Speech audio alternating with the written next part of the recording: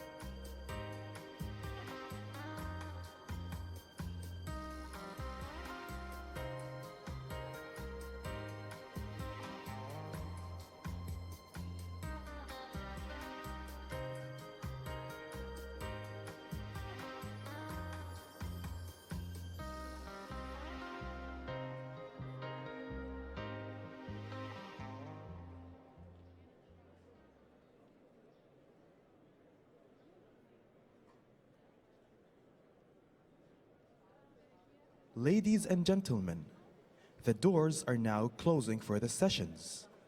Please take your seats. حضرات السيدات والسادة، سوف تغلق الأبواب الآن للجلسات. الرجاء أخذ مقاعدكم.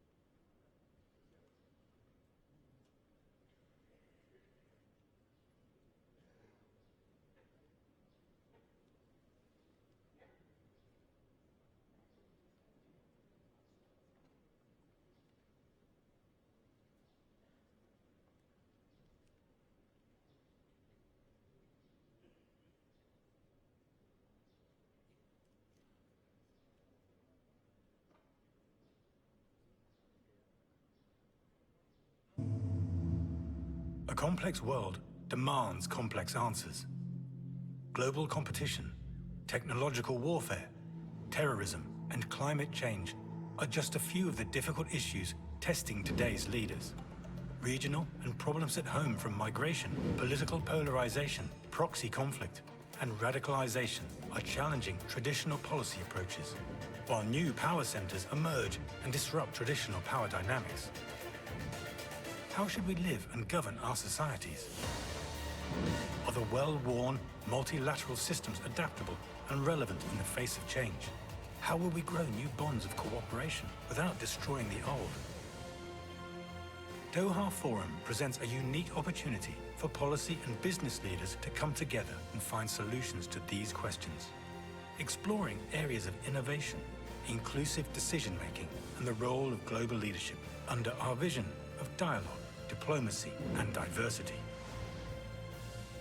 In 2019, we recognized the intensifying need for international collaboration, inviting leading policymakers from across the world.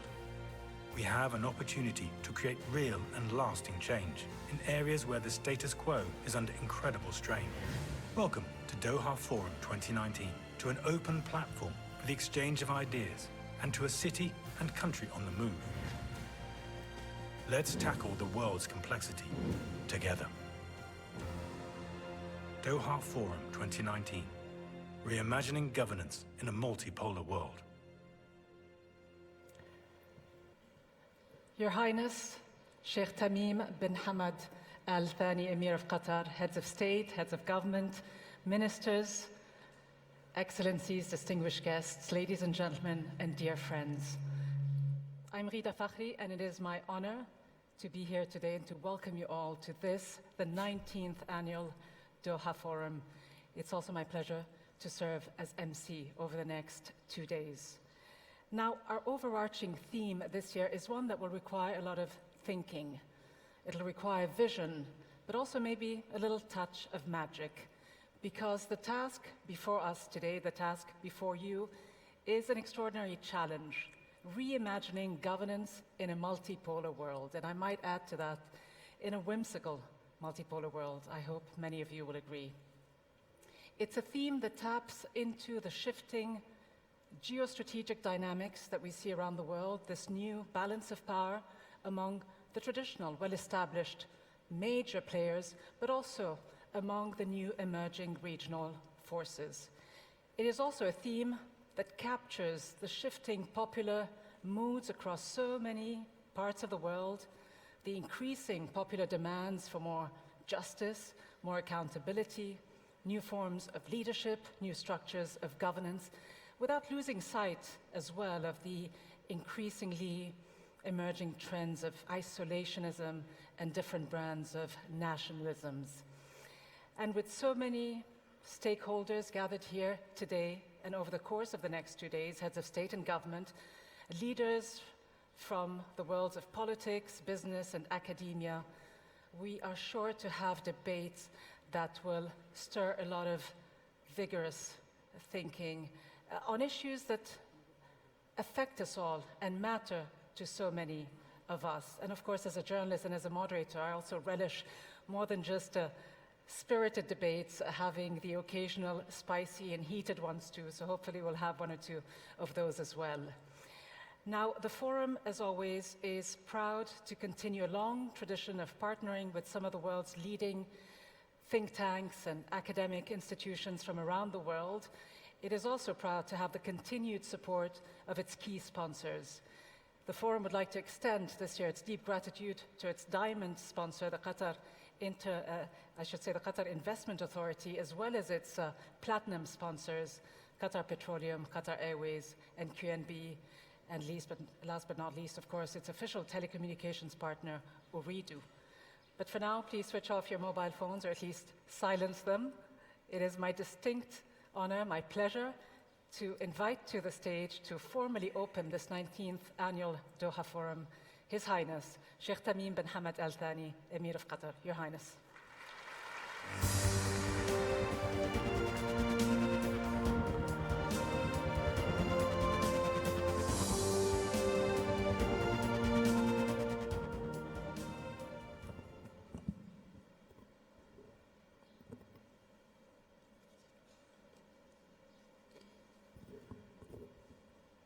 بسم الله الرحمن الرحيم. In the name of God, most أصحاب gracious, الفخامة most والمعالي compassionate, والسعادة، السيدات Excellencies, والسادة، ladies and gentlemen, أرحب بكم جميعا في منتدى allow me الدوحة، to welcome you all المنصة to the التي Doha أنشأناها Forum, منذ the 19 platform we عاما launched 19 years للحوار ago for وتبادل dialogue الأفكار. and exchange of ideas. في تلك المرحلة At that بدأ stage, الحديث عن مستقبل أفضل discourse about a للبشرية better future for بانتهاء نظام humanity المعسكرين started when the والحرب two-camp الباردة، system and the Cold War had وأصبح come to an end, بالإمكان and الحديث then عن talk أهداف about the الألفية Millennium Goals, وتلتها أهداف التنمية followed by the المستدامة، Sustainable Development Goals وبدأ had العالم become استشرافنا possible. لمستقبله Hence, the أكثر world and our تفاؤلا. forward-looking to its future seemed more وكانت optimistic. مفاهيم المجتمع الدولي The concepts of والشرعية international الدولية community, والمسؤولية international المشتركة legitimacy, joint والعمل responsibility, المتعدد and الأطراف هي multilateral الصاعدة. action were on the rise. فأين نحن اليوم من كل Yet, هذا؟ where are we today from all this?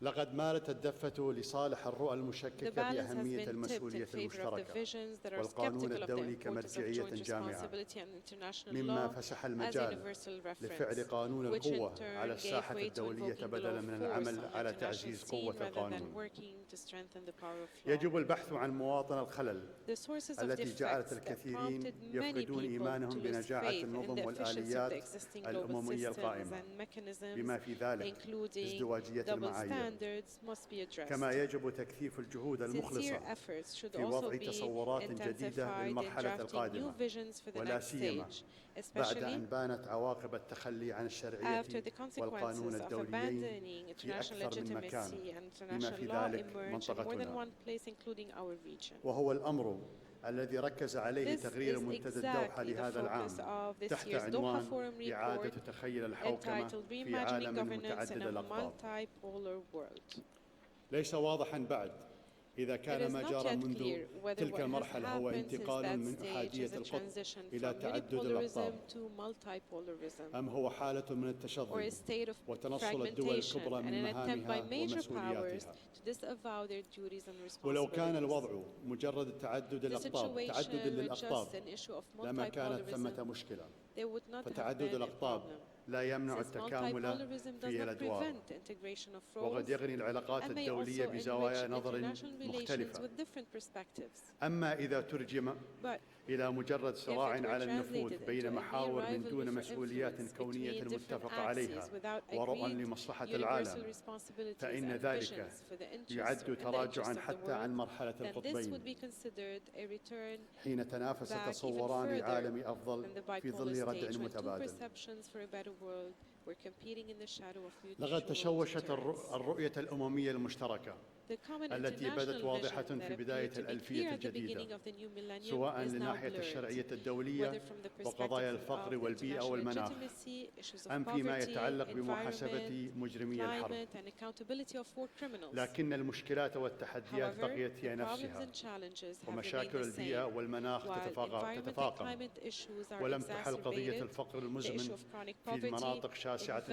العالم، areas across the world has وكذلك not yet قضايا been الاحتلال resolved, وضم أراضي as الغير well as the issue بالقوة. of occupation and وكما annexation تعلمون of others' land ثمة by force. علاقة وطيدة As you بين all know, الفقر there's a very والحروب close relationship وتفاقم between قضايا poverty, اللجوء والهجرة، wars, and the aggravation of كما asylum استفادت and ميليشيات immigration issues. المسلحة من Armed صراعات militias have taken المحاور advantage from وتعقدت عملية axis conflicts, محاسبي and the process مجرمي of الحرب. holding war criminals accountable became too هذه complex. مشاكل لا يمكن حلها من دون These جهود دولية problems cannot be منسقة وراء solved المشتركة، without coordinated ومثلها international قضايا efforts and التطرف shared العنيف visions, الذي لا such as يقتصر the على issues of دين أو violent عرق، extremism, which كما is لا not يفرق restricted to a في religion or a استهدافه race, للأبرياء which بناء على targets the النوع أو innocent, العنصر أو makes no الملة. distinction based on gender, لقد racial, آلينا or على religious أنفسنا هنا في grounds. قطر أن We لا in نكتفي Qatar بنقد have هذا committed الواقع ourselves وأن not to نحاول merely الإسهام في criticize الإجابة the على هذه situation, الأسئلة. but rather try and ولو contribute to جزئياً، answering these questions, even if فبالإضافة إلى partially. سياساتنا القائمة على In احترام addition to القانون our الدولي والشرعية policies الدولية based on respecting والإسهام في international حل law and النزاعات legitimacy سلمياً and عبر contributing الوساطة to وتوفير resolving فضاء conflicts للحوار. peacefully through mediation قمنا and كذلك providing بإنشاء a space for منصات مثل dialogue. منتدى الدوحة We've also ومؤتمر established حوار الأديان platforms such as the الذي Doha Forum أطلقناه منذ 16 and the عاماً Interfaith لبناء جسور Dialogue Doha الحوار. Conference, which we launched 16 years ago. وشهدت for الدوحة خلال هذه bridges. السنة فقط Doha has مؤتمرات witnessed دولية this year مهمة alone important مثل لقاء international الاتحاد conferences البرلماني الدولي such as والمؤتمر the الدولي World Interparliamentary للإعاقة Union والتنمية and the International والذي Conference on أقيم Disability and الأسبوع الماضي Development, بالتعاون which مع took الأمم place last المتحدة. week in cooperation with the United أما على Nations. المستوى الإغاثي والتنموي. As for فقد the أعلنا relief على and هامش انعقاد development الجمعية issues, العامة I للأمم announced on the المتحدة في sidelines of the سبتمبر United الماضي Nations General تخصيص Assembly مبلغ session 100 last مليون September دولار the allocation of للدول الجزرية $100 million الصغيرة لمواجهة to تغير small المناخ. island states to cope كما with climate تعهدت دولة change. قطر The state of بتعليم Qatar has مليون also طفل في pledged to مناطق provide النزاعات education بحلول to عام 1 million young 2021. children in conflict هذا areas by the بالإضافة year إلى جهود 2021. المؤسسات In الغيرية addition to the القطرية غير efforts of الربحية، non-profit إذ تعمل Qatari مؤسسة التعليم organizations. فوق الجميع وحدها. مؤسسة صلتك المعنية As for بالتمكين الاقتصادي an للنساء organization والأطفال concerned with لا the سيما economic في الشرق empowerment of الأوسط women and children, وأفريقيا، especially فقد in the مكنت Middle حوالي East and 1.6 Africa, مليون it has طفل empowered وامرأة about حتى اليوم. 1.6 million كما children and تستهدف women to المؤسسة date. تمكين 5.8 Silatek مليون طفل organization has وامرأة also set a بحلول target to empower 2022. 5.8 million children and women by 2020. لا شك أن هناك الكثير من التحديات الصعبة التي تواجه البشرية، Humankind is faced إلا with أن هناك multiple أيضا difficult الكثير من challenges, الخير والعطاء but there's also an والإخلاص abundance والعزيمة of goodness, والابتكار giving, التي يمكن sincerity, التعويل عليها. determination and innovation that لذا can be relied فإن upon. علينا So we جميعا must أن all نحتفي بالخير والإنجازات celebrate الإنسانية goodness and أينما human وجدت. achievements wherever they are لهذا found. الغرض تحديدا يسرني اليوم It is أن نبدأ precisely تغريدا for this جديدا في purpose that تكريم I'm pleased شخصية today to عالمية initiate في a هذا new tradition المنتدى. of honoring a global تعد personality شخصية هذا in this العام forum. مثالا This year's يحتذى به في personality الحكم is a الرشيد، role model of good فقد governance. استطاع أن يحقق نقلة He has نوعية managed to هائلة في achieve الاقتصاد a والتعليم tremendous والإنتاج development في in بلده، economy, education كما and أنه production in this كافح ضد country. الطبقية He الاجتماعية also fought against ليجعل class التعليم discrimination والصحة to make حقا education and لجميع health أبناء a وطنه، right for all of his وتعزيز countrymen, التعايش الديني while والسلمي promoting religious والسلم coexistence المجتمعي، and community peace, فضلا عن مكافحة الفساد as well as fighting ووقوفه مع corruption, القضايا العادلة حول العالم، supporting the just and fair والعزيمة causes التي around لا the world. تعترف بالزمن In ولا addition بالعمر. to his determination فنحن and دون persistence مبالغة that neither نقف أمام time شاب nor بكل ما age يعنيه have الطموح cost to والإنجاز win. والمثابرة من We stand معنى، in front of a وإن تجاوز عمره young man 90 without ربيعا. exaggeration who embodies ambition, نحن نقف achievement and أمام شيخ perseverance. Although بكل ما he's تعنيه over the age of الحكمة 90, والبصيرة we are والصبر. standing before a sage who reflects السيدات wisdom, والسادة، insight and patience in every sense of نكرم these هذا words. العام الأخ Ladies and العزيز معالي gentlemen, الدكتور this year we مهاتير honor محمد my dear رئيس brother, His وزراء Excellency ماليزيا Dr. على Mahathir bin مجمل Mohamad, the إنجازاته، Prime Minister of وأدعو Malaysia, الجميع for أن his untiring يشاركوني في accomplishments. I invite تحيته. everyone to join me in greeting.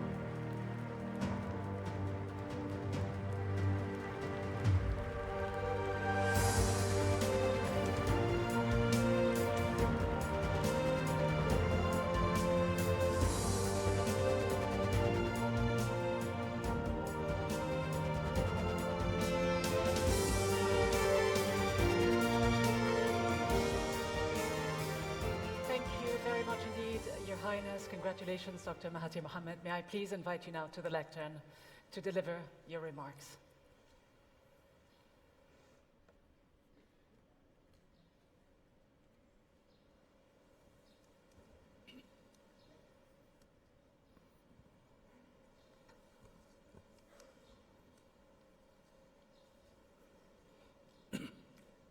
Bismillahirrahmanirrahim.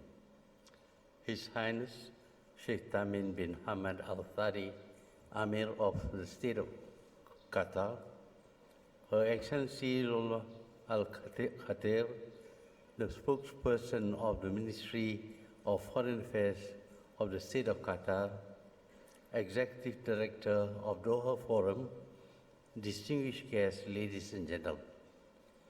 First and foremost, I wish to extend my heartiest congratulations to the State of Qatar for hosting this 19th edition of the annual Doha Conference. I thank the State of Qatar for the warm hospitality accorded to me and my delegation, as well as the excellent arrangements made for this event. I am pleased to announce that I had a very fruitful meeting with His Highness the Amir, during my official visit to the state of Qatar 2 days ago. Today, it is indeed a pleasure to be here with all of you at this Doha Forum 2019. I'm sure the presence of His Highness the Amir of Qatar will enable us to engage in fruitful political discourse and exchange of ideas. Furthermore, with the attendance of the leaders, heads of international organizations, non-governmental organizations, policymakers, think tanks, academics, journalists, and other influential individuals, we may also be able to find practical and action-oriented resolutions to solve global challenges as well as the pursuing our plans in achieving higher and better living standards for our people. I'm here to speak on matters relating to the theme of this year's Doha Forum, Reimagining Governance in a Multipolar World, and I will speak from Malaysia's experience and perspective. Your Highness, distinguished guests, ladies and gentlemen, just as this event signifies, it is important for all countries in the world today to work together and learn from each other on issues that could affect the way we approach the world. No country can live in isolation. For Malaysia, we are not seeking alignments. We need partners. We need friends. We are at a point in history where countries will need to have relationships across a broad spectrum. We have to accept the fact that we neither live in a unipolar world nor in a bipolar world. We live in a multipolar world in which there should be no hegemonic nation, but interconnected relationships that go in multiple directions. In multiple directions. In other words, it could be described as an integration of diversity and creativity among cultures, nations, and economies of the world. We must acknowledge the fact that isolationism is now impossible. Advances in communication have made us all next-door neighbors with porous borders. There is even interconnectedness between human societies, which can fuel economic, social, and political changes across the globe. We are seeing massive movements of people, bringing with them not just differences in ethnicities, but also language, culture, and value system. Countries that still believe in hegemony will only create friction, tension, and instability. Therefore, a multipolar world has to be combined with greater integration among friends and partners, as well as continued multilateral diplomacy in the global arena. The first place we look for friends and partners is of course our neighbors. We have a slogan in Malaysia which calls upon us to prosper thy neighbor.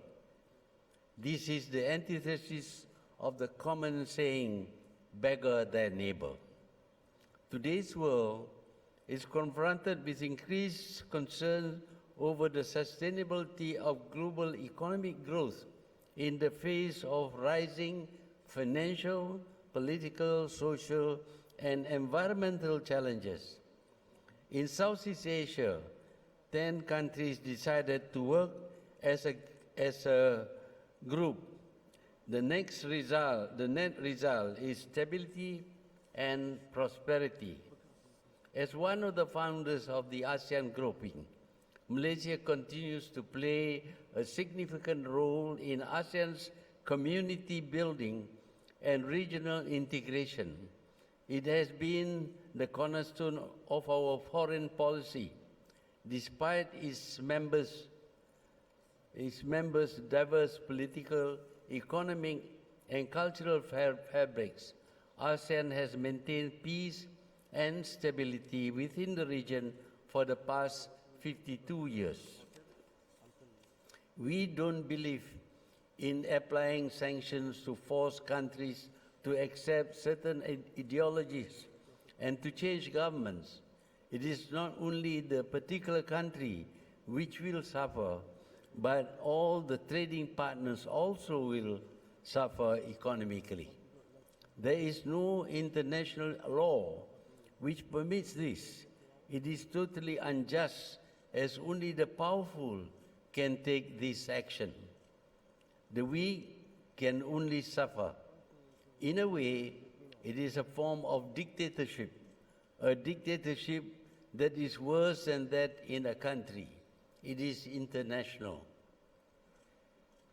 Your Highness, distinguished guests, ladies and gentlemen, trade war, like all wars, is primitive.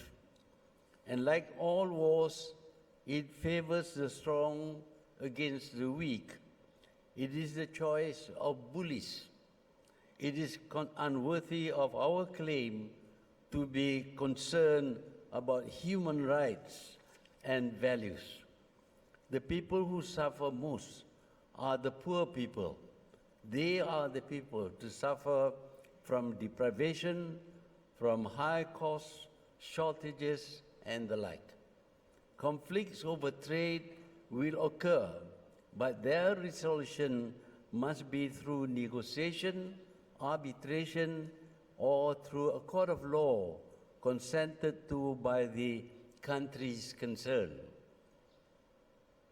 In all conflicts, there must be a willingness to give up something in order to get something. Rigid stance will solve nothing. In order to get something, rigid stance will solve nothing. Even in a war, in the end, someone must lose, so the other can win. But termination of wars or conflicts through compromises will provide a win-win, lose-lose solution. This would be the result whether the solution is through wars or peaceful means. The difference is that people will not be killed as in wars, but the winner will get something intact. Malaysia is deeply concerned with the current global economic situation, particularly the swing to the right, in which national interest supersedes international well-being. Multilateralism is now being relegated to the rear. This is happening at a time when advances in communication has brought all the nations of the world so close to each other. Globalization and a borderless world were invented in the developed countries. I suspect it is because they see huge potential for them to enjoy an unrestricted world market. There will be free competition between the countries of the world, but the countries of the world are not of equal development. The weak will obviously lose or gain less in a free-for-all market. Clearly, this multilateral, globalized, borderless world is not going to be good for the developing world, but there could be negotiations so that all the countries will gain something, so that a multilateral world would not be detrimental to the economies of the developing countries. We have to remember that for many poor countries, import duty provides them with much of their revenue. Borderlessness means they will lose this income. It is important that they be compensated in one way or another. But between developing countries, free trade can be more beneficial. It is important, therefore, that the developing countries adhere to multilateralism. Malaysia is a friendly country. We want to be friends with everyone and enemy of none, with one obvious exception. Our population is too small to provide a good market. We need the global market. There is no provision in the UN that allows one country to impose unilateral sanctions on another country. Unilateral sanctions create problems for other countries as well.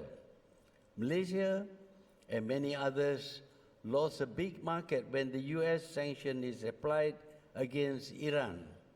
Malaysia does not support the reimposition of the unilateral sanction by the US against Iran. Such actions clearly violate the United Nations Charter and international laws. Sanctions can only be applied by the United Nations in accordance with the Charter. I wish to reiterate my address at the United Nations General Assembly on this issue.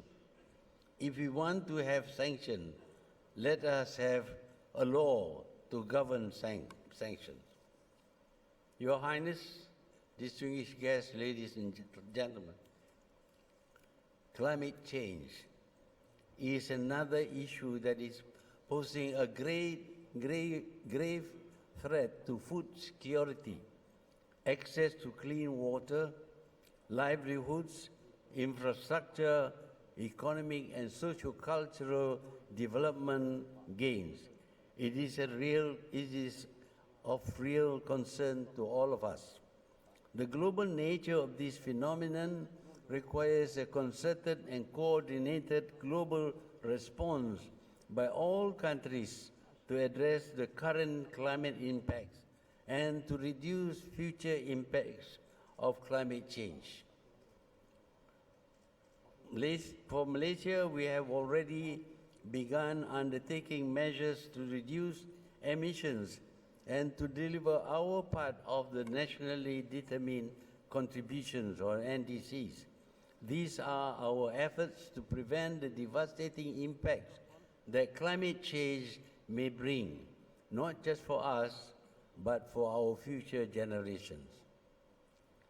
In closing, I would like to point out that this year's conference shows that the state of Qatar is on the right track in addressing pertinent issues that are happening in our world today.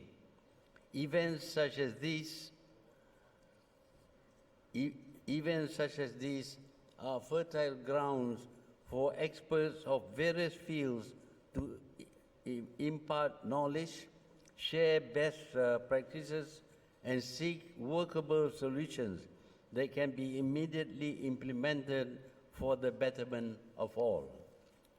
I have high hopes that this conference will be productive and fruitful for all of us.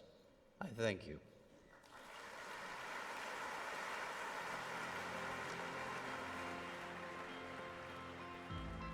In a career spanning more than 70 years, His Excellency Dr. Mahathir bin Mohamad has demonstrated how conviction, empathy, and a commitment to dialogue can be a model for global leadership. A fierce advocate for Malaysia, Dr. Mahathir has provided a steady vision for inclusion and development. Presiding over a period of rapid modernization, he has worked to transform the Malaysian economy and make the region among the most dynamic in the world. Dr. Mahathir's tenure has coincided with the emergence in Malaysia of strong governing systems, anti-corruption efforts, and robust civic engagement. Dr. Mahathir's style of diplomatic pragmatism is rooted in his experience of a deeply multicultural nation, allowing him to play a unique and important role in the post-colonial transition of Southeast Asia. For this, we recognize Dr. Mahathir bin Mohamad as the inaugural winner of the Doha Forum Award, celebrating our values of dialogue, diplomacy, and diversity.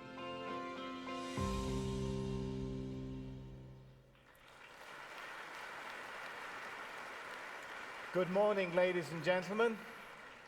I'm Sami Zaidan, senior presenter from Al Jazeera International. It's my absolute pleasure to be here with you today. My pleasure to be here as well with His Excellency Tun Dr. Mahathir Mohamad, the Prime Minister of Malaysia, as we begin an interview. Thank you very much for talking to Al Jazeera, first of all. A pleasure to be here with you.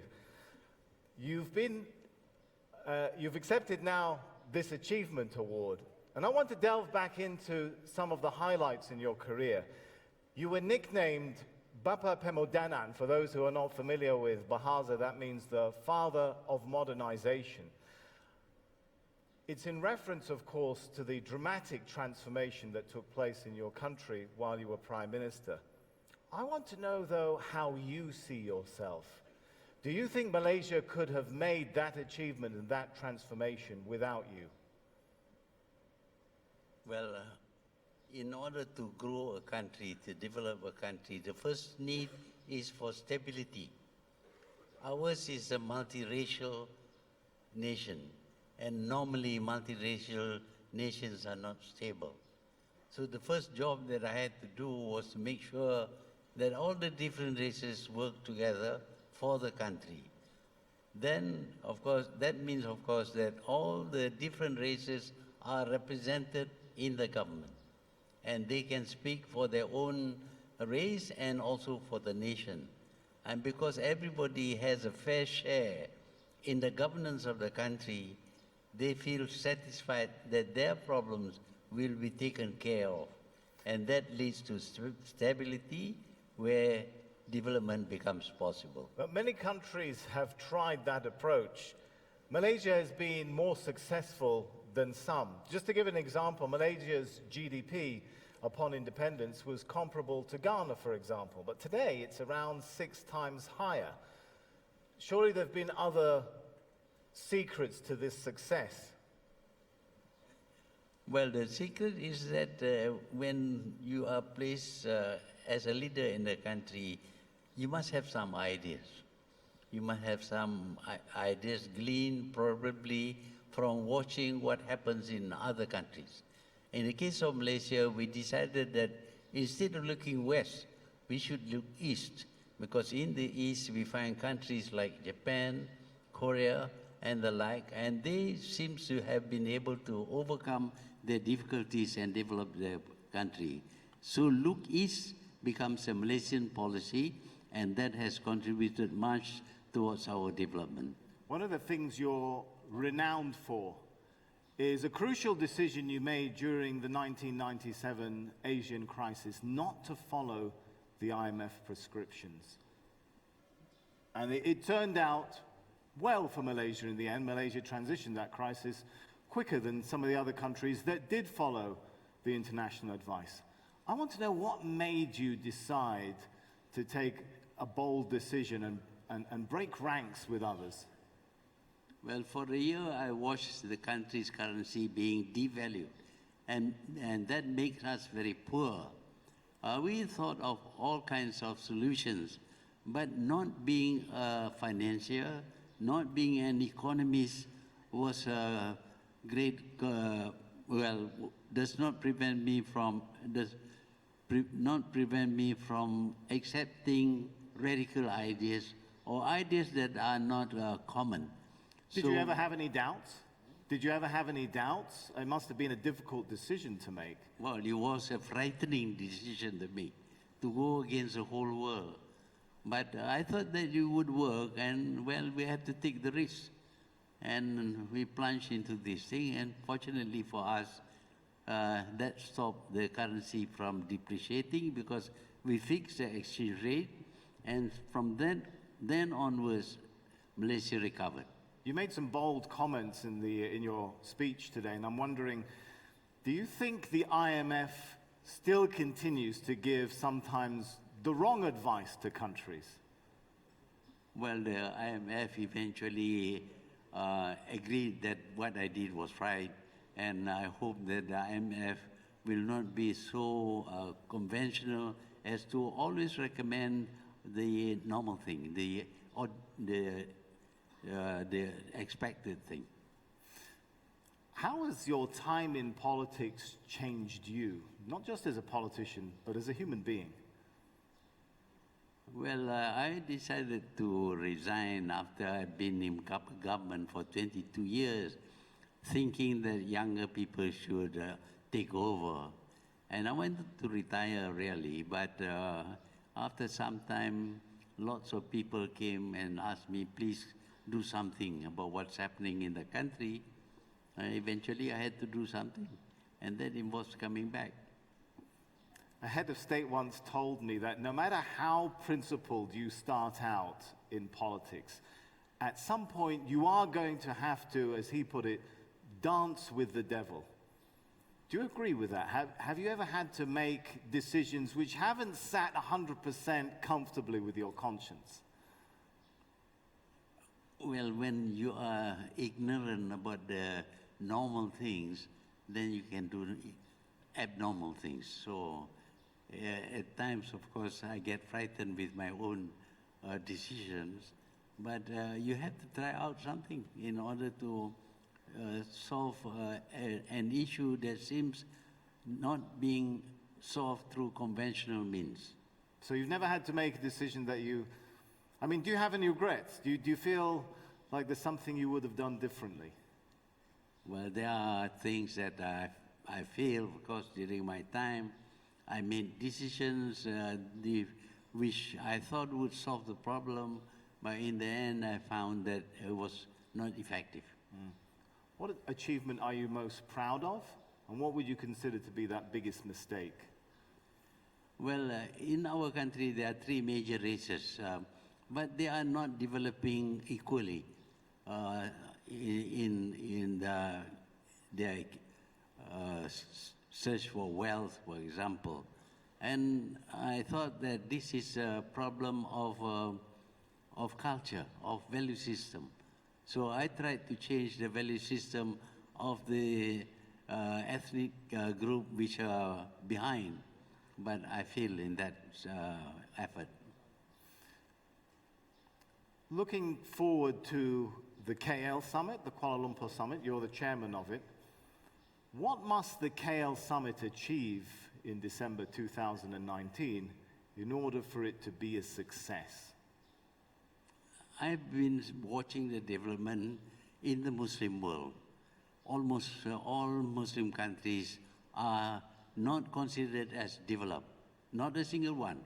And then we see a lot of troubles in many Muslim countries, which are failures of governance, and also they've been fighting each other, and there have been people from Muslim countries have run away from their own countries to seek security in other countries. So these are major problems, and many of them have been expelled from their country, hounded, and killed and tortured. These are the problems which we have to understand. Why is it happening? And if we know why, maybe we can find some solution.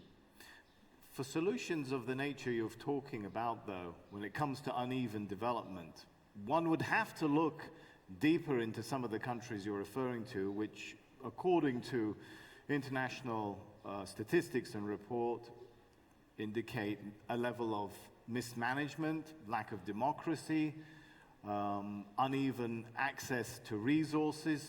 Can there really be a renaissance? Can you even address that properly in a summit without tackling some of these issues? Well, in the first place, we need to understand the problem.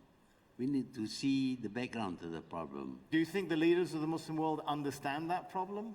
Do you think the leaders of some of those countries who are attending the KL Summit truly understand the problem?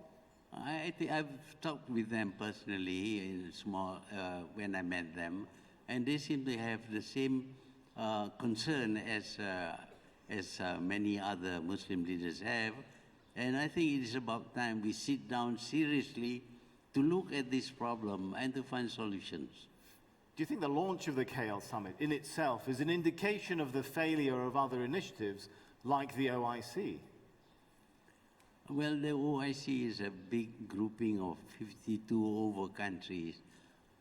When we have too many people, finding some consensus becomes very difficult.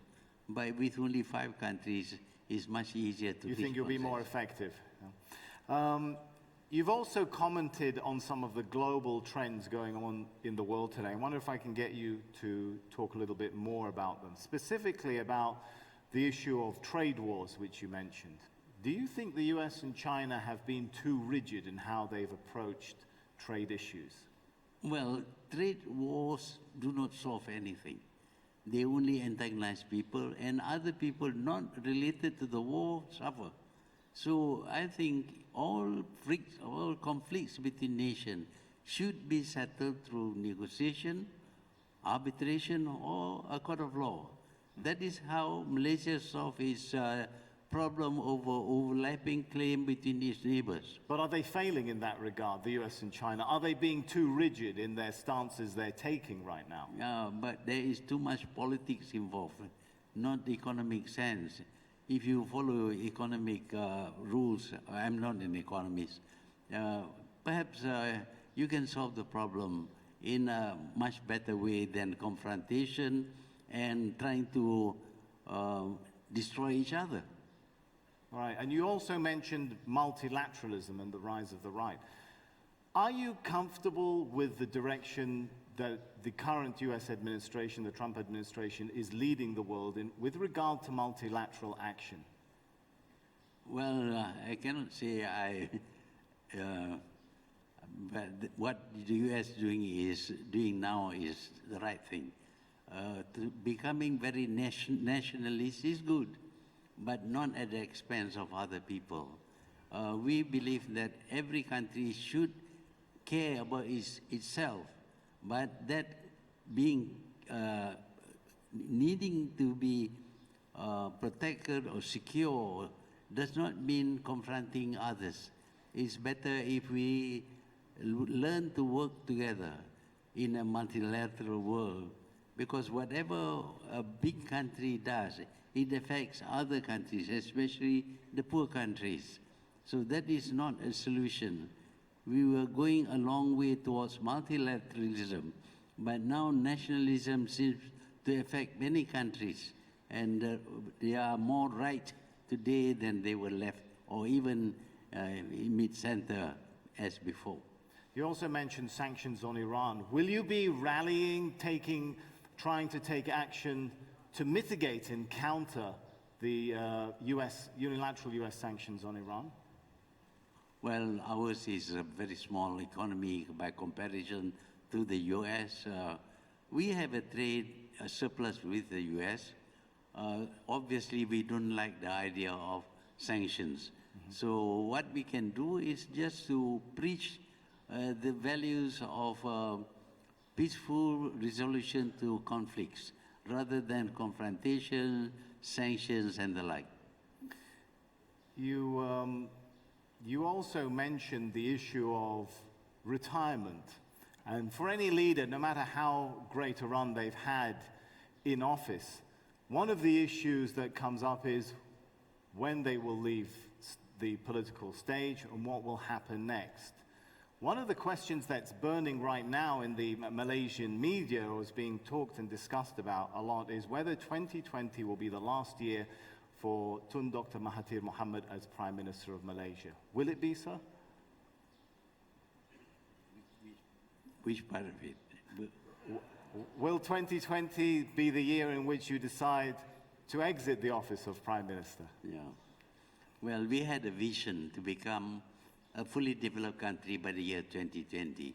Unfortunately, after I stepped down, the leadership took a different course, different policies, and that caused the target not to be achieved in 2020. So what we have settled for is that we will still try, but we have moved the accomplishment date from 2020 to between 2025 and 2030. There is a new approach to solving our economic problem, and this time around, we want everybody to benefit and not any particular group only. So if I understand correctly, you feel there's a need, the country needs your leadership well beyond 2020. Well, I have promised that I would step down once I have resolved some of the major problems that has been left by the previous government. I promise that I will step down and give the leadership to a candidate that has been named by the coalition. Talking about issues that need to be resolved, can you say 2020 will be the year that the sedition law, the Security Offences Act, will be repealed? Some of the tools that were used by the previous administration to suppress civil liberties. Of course, the ruling coalition, your ruling coalition, it campaigned on a platform to scrap some of these, but there's been criticism that you haven't moved quick enough. Will 2020 be the year in which some of these tools will be repressed, repealed rather?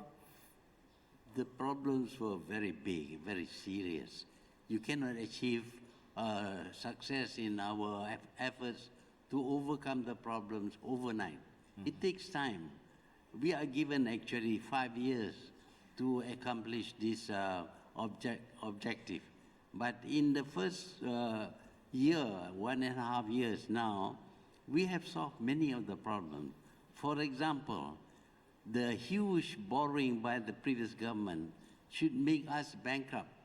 But we managed to overcome that because we managed the finances of the country much better than before. We are also still very stable as a nation, despite the fact that there is a sudden change of government, which has never changed for the past 60 years. Normally, when there is a change of government, it causes disruption. There would be demonstration in the street, there would be strike, there might even be violence. But in Malaysia, the switch from the previous government to the new government went off very smoothly, which is something we didn't expect because we had never experienced changes of government. So to that extent, we have done fairly well, I would claim. But there are other areas. For example, we found that corruption was the one that brought down the previous government. We have taken steps to the extent that today no one complains about corruption. They may complain about delays in making decisions and all that, but delays, of course, happens when a new government takes over. And right. You have made, I think even your critics will agree that you've made a lot of progress, but still specifically there are some issues. Can you give a timeline for scrapping some of those laws I mentioned and for passing the bill called the Independent Police Complaints and Misconduct Commission, which the opposition is pushing for? Can you say 2020 is when you'll get civil liberties in order? There are some laws which need to be revised or amended, but some of these laws have got their are practically guaranteed by the constitution of the country. If we have to change the laws, we need to get the constitution of the country also allowing us to do it, or at least making changes that will enable us to change the laws. But to change the constitution requires a 2/3 majority. Our government has not got the 2/3 majority. We need to depend upon the opposition. But the opposition, of course, is not very forthcoming. Okay, we've just got a minute left, so I want to ask you a final point. Do you think the leader of the ruling coalition, Anwar Ibrahim, is the best person to take over at some point? Would you endorse him? Well, I cannot guarantee who would be the best person to take over because I've had bad experience. I have named my successors, and when they took over, they do different things. Do you have any regrets about, I mean, you've had, let's say, an off-and-on relationship with Anwar Ibrahim. Any regrets about how that has transpired in the past? Before, of course, we were antagonistic towards each other, but we realized that the country's needs is more important than our personal feelings. So we decided to forget the past and concentrate on developing the country. That is more important than our quarrels. Tun Dr. Mahathir Mohamad, thank you very much for talking to Al Jazeera. I think we can...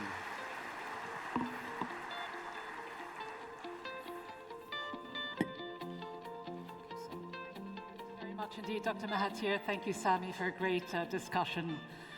Having had the privilege of interviewing Dr. Mahathir myself just over a year ago on the margins of the UN General Assembly, I can safely say that it is a true privilege to sit down with him for all of us journalists. The nagging question I still have, though, is how the Prime Minister manages to remain so youthful at the age of 94. Now, an organization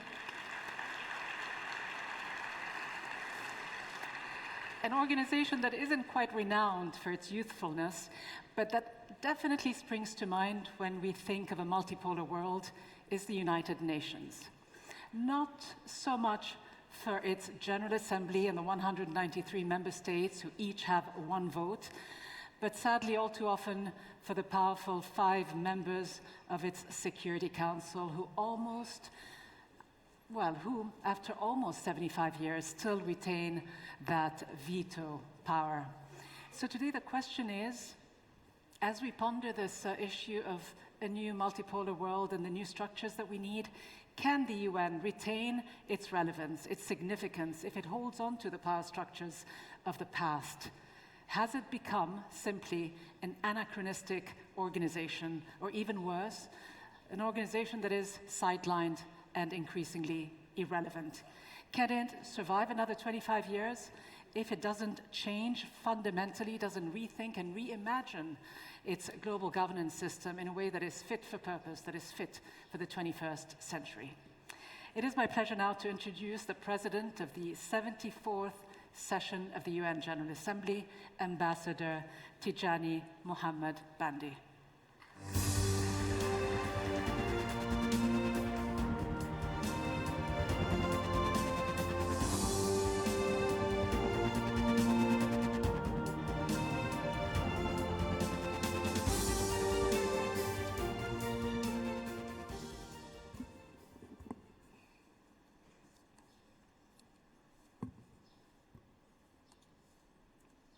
His Highness, the Amir of Qatar, Heads of State and Government, Excellencies, distinguished participants, ladies and gentlemen,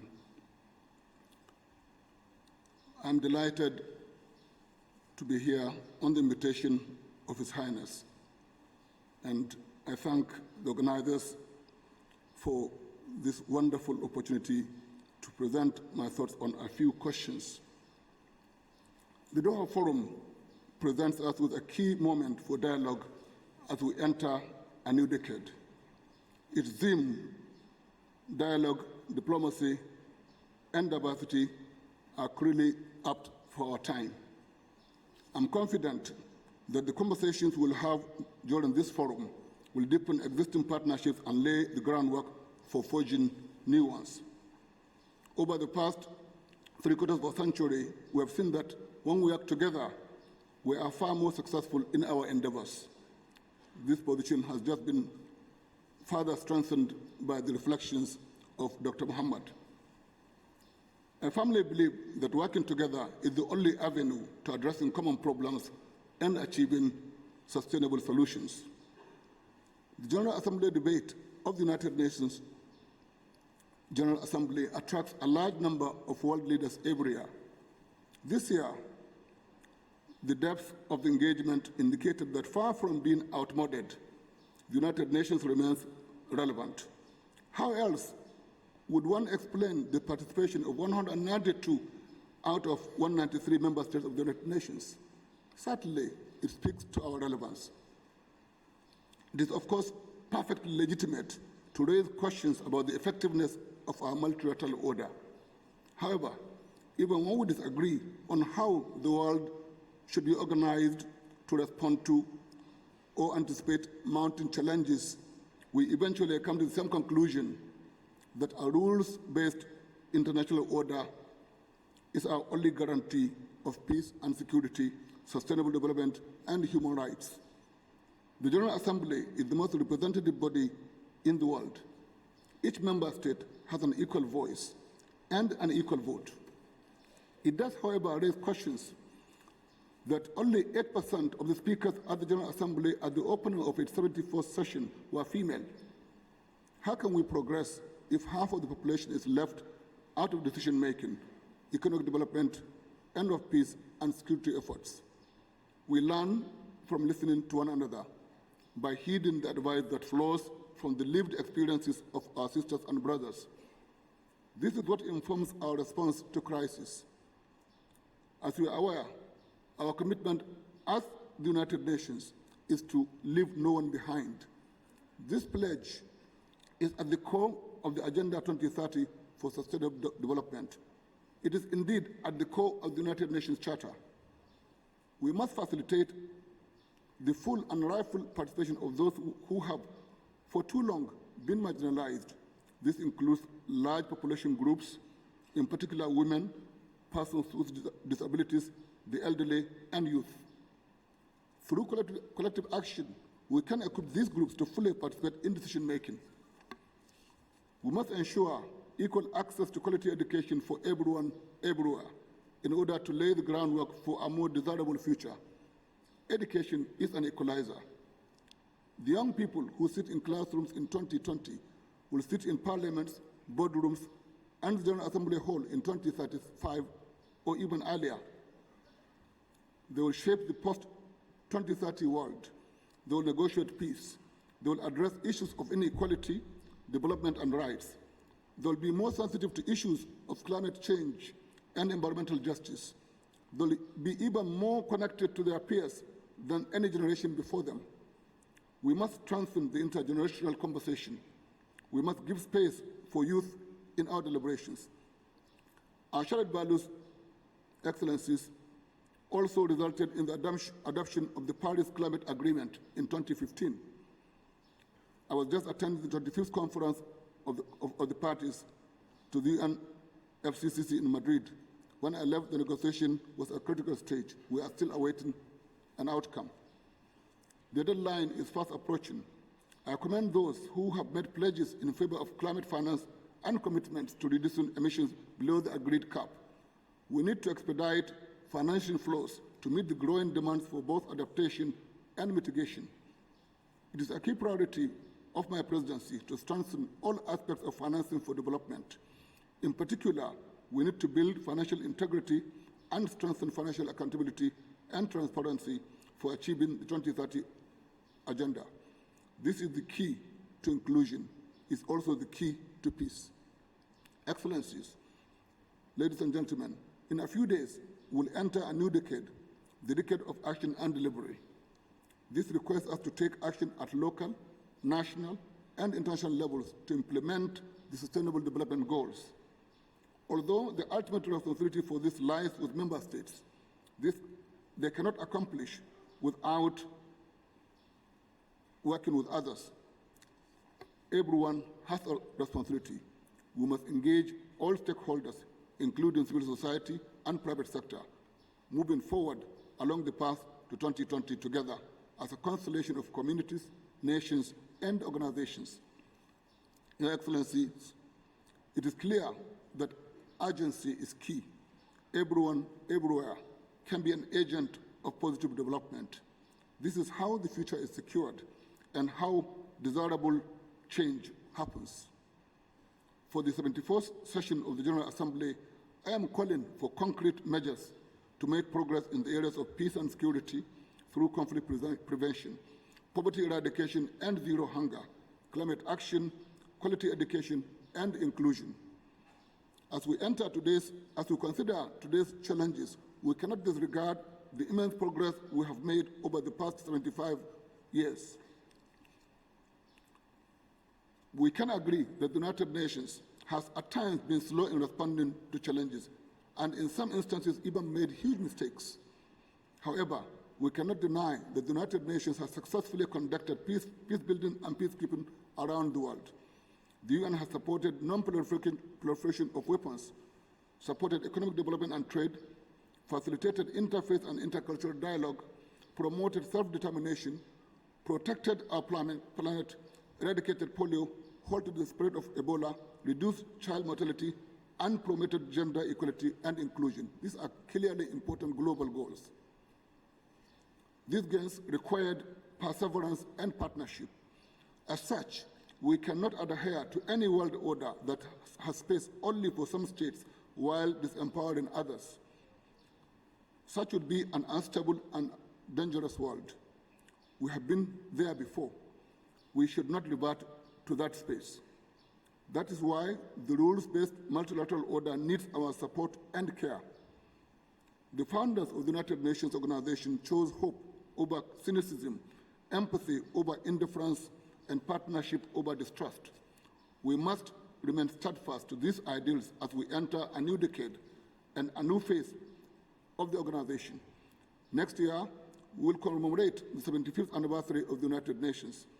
We must use the occasion to look beyond the United Nations at 25 toward the centenary of the organization. That we are here in Doha to address a key issue in our world, governance, means that we all agree that global challenges are best addressed collectively. As we strive to make the world a better place for all, I count on your support, and you can count on the United Nations as your partner. I thank you.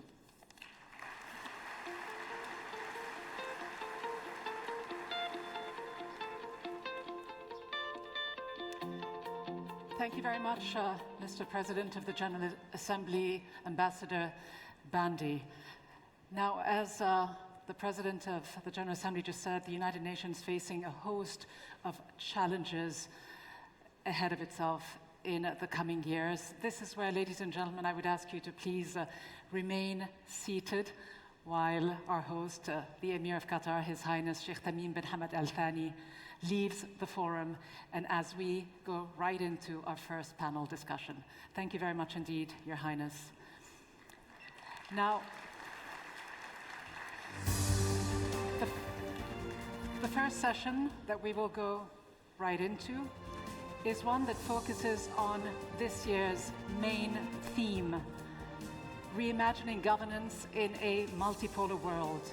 The session will bring together several key regional and economic institutions, the African Union Commission, the World Economic Forum, a leading American institution, as well as our host government, Qatar. It also brings to the discussion a former Democratic ranking member of the US House Intelligence Committee, and perhaps someone who would agree that we are indeed today going through very interesting times. Interesting times that she might also agree are increasingly surreal for all of us who watch as we do world politics.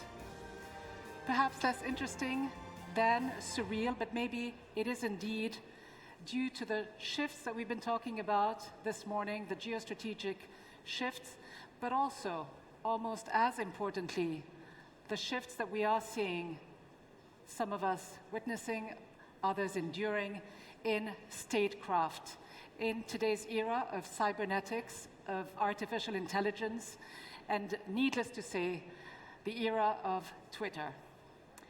Geopolitics, a few years ago, you'll all remember, used to be a little bit like tectonic plates, a very weighty, slow process. It reminded some of us of a game of chess, where quite often thinking informed the next move. Today, it also often seems that the next move too often informs the thinking, certainly in some quarters around the world, indeed in some of the more influential centers of power. With the caveat that there's sometimes hardly any time to think meaningfully between two moves. Now, ours, as I was saying, ladies and gentlemen, and if I can ask you to please take your seats. Ours, as I'm saying, ladies and gentlemen, please do take your seats, are interesting times, but more than that, to some they may look like increasingly perilous and dangerous times. Some are calling this a new world disorder. Others simply see it as normal chaos. Whatever you call it, there is certainly no shortage of urgent issues that we must all deal with. I would ask you one more time, please, ladies and gentlemen, if you could take your seats as we get into this next session and as I slowly introduce our panelists. So with so much turmoil and so much unrest throughout the world, popular protests and uprisings, there is certainly a new paradigm. It calls for the rule of law, for more justice, equality amongst people and nations, for more accountability, and the end of impunity. So the question is, can the world's leaders, political and financial institutions, deliver on these demands? So it is now my pleasure to invite to the stage our distinguished panelists. May I invite His Excellency Sheikh Mohammed bin Abdulrahman bin Jassim Al Thani, the Deputy Prime Minister and Minister of Foreign Affairs of Qatar.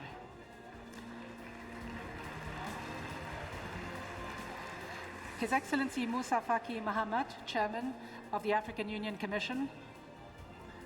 Borge Brende, President of the World Economic Forum. Jane Harman, President and CEO of the Wilson Center based in Washington, D.C. And this session will be moderated by Robin Niblett, Director of Chatham House. And I suppose, Robin, you've had to travel all the way to Doha to escape Chatham House rules. I leave this session in your good hands. Ladies and gentlemen, please welcome our panelists.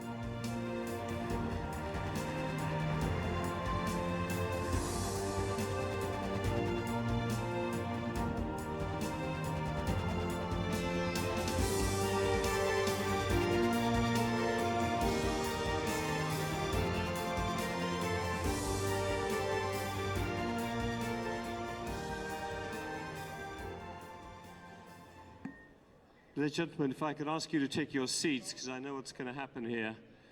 We're all going to go for coffee very quickly, and we'll end up not having the opportunity to really engage in an important dialogue here. So if I could ask you to take your seats as quickly as possible, and then I can introduce this panel. We have about 45 minutes, so we can try and get ourselves a little bit back on time. I'm Robin Niblett, the Director of Chatham House, Royal Institute of International Affairs. We're very pleased to be strategic partners this year for the Doha Forum 2019. I'm thrilled to have the opportunity to moderate this opening panel on reimagining governance in a multipolar world, the title of the entire forum. And we've got a wonderful panel here to help us have a good conversation around this topic, which is big and vast. If I can say a couple of words of introduction for it, just so our speakers, our panelists can get in the mood for this topic. What I would say is it sounds positive, reimagining governance in a multipolar world, but I seem to remember that multipolar world and multilateralism doesn't go very well together. And in the old days, multipolarity, another word for it was balance of power. Once you've got different poles, they start competing with each other. I think we had a mention a few minutes ago from Professor Tijani Mohamed Banda, who'd come from Madrid and the COP25. We can see there what happens when countries compete over big global challenges rather than necessarily think about how they can do them together. So what we want to discuss today is how do you engage diverse voices and make sure that a multipolar world is one that is inclusive rather than one that is a back to the future of a kind of 19th or 20th century type of politics, because as this forum has made very clear, the challenges we face, climate change, migration, the rise of new technologies are going to require new forms of global cooperation.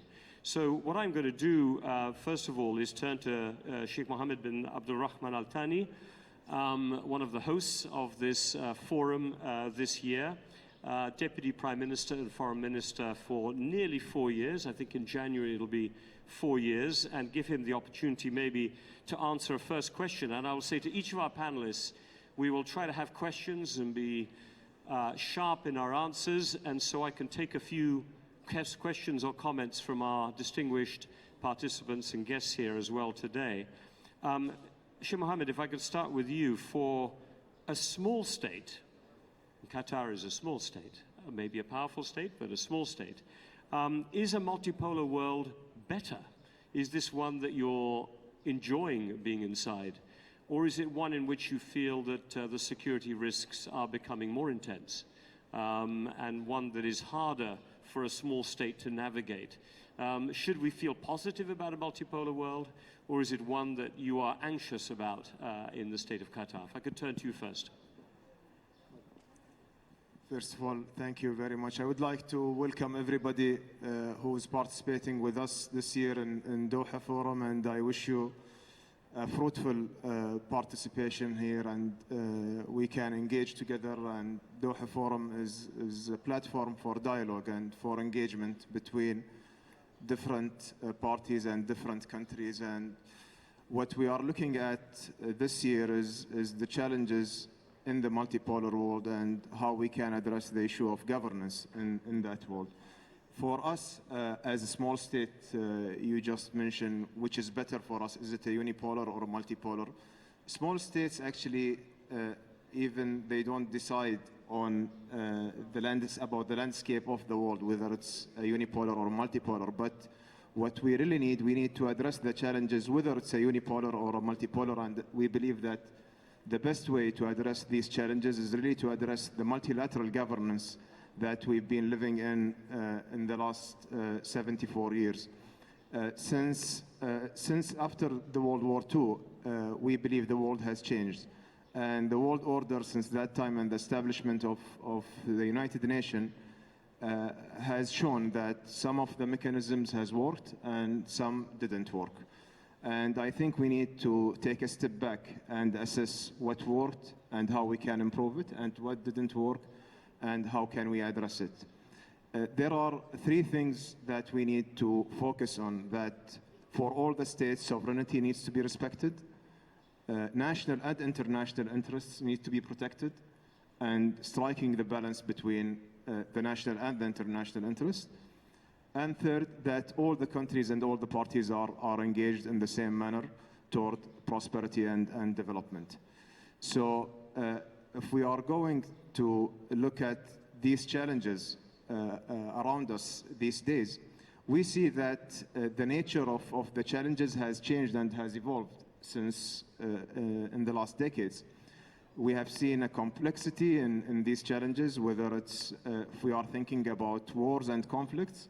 The nature of war has changed from the traditional regime of warfare to cyber warfare, economic manipulation, drones, transnational terrorism. All these challenges are new to the world order, which was established a long time ago. So we believe that there is a great importance that all the countries need to be engaged and to look at the best governance system, how we can balance between the national and international interest, which we believe this is one of the reasons why we see some big countries are leaving the multilateral system and departing from it. And we need to make sure that all the countries also have the same and equal rights, but also equal responsibility.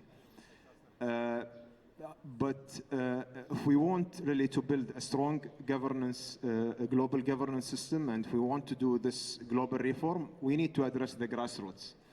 And we need to look at our regional systems and to build strong regional coherence where we can start bottom-up building a consensus in the multilateral system, where we have some good examples that made a good progress and success. Among them is the African Union, which we believe is one of successful regional examples.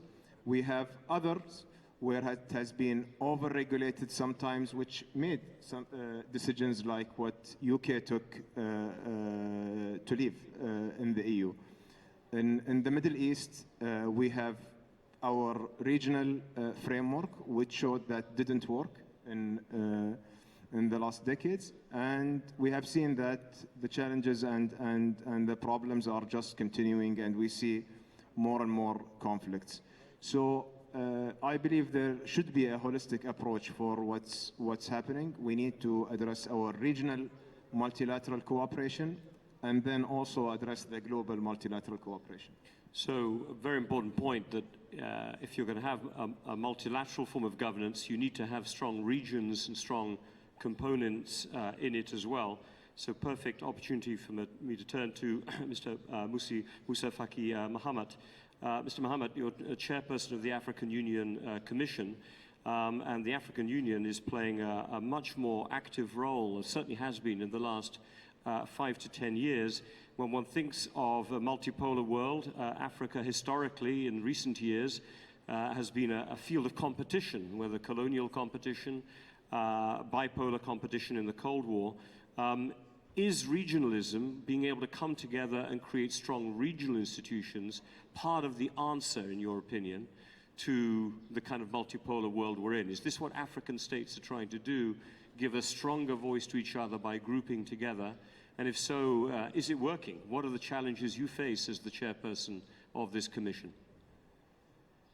Merci beaucoup.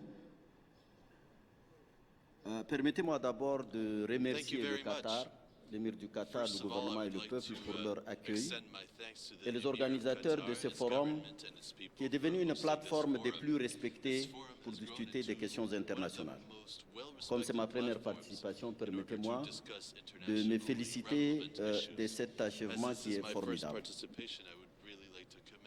Ce qui a été imaginé après la Seconde Guerre mondiale comme modèle de gouvernance mondiale et de multilatéralisme, notamment à travers la mise en place de l'Organisation des Nations Unies, a été en son temps un pas positif.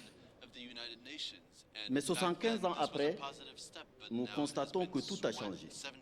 Le monde a changé, la nature des défis a changé, la nature des opportunités a changé, l'Afrique a changé. Je vais me situer dans la perspective de l'Afrique.